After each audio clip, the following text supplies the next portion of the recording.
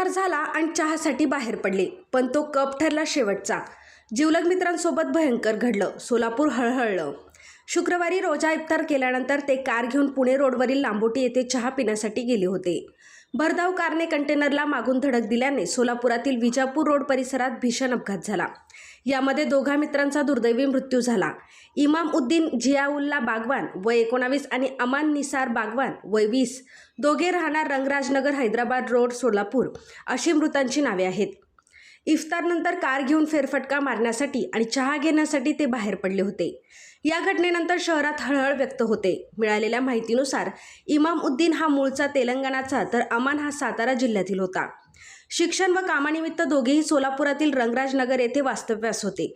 दोघांमध्ये जिवलग मैत्री होती. शुक्रवारी रोजा इफ्तार केल्यानंतर ते कार MH13 EK 7609 घेऊन पुणे रोडवरील लांबोटी येथे चहा पिण्यासाठी गेले होते.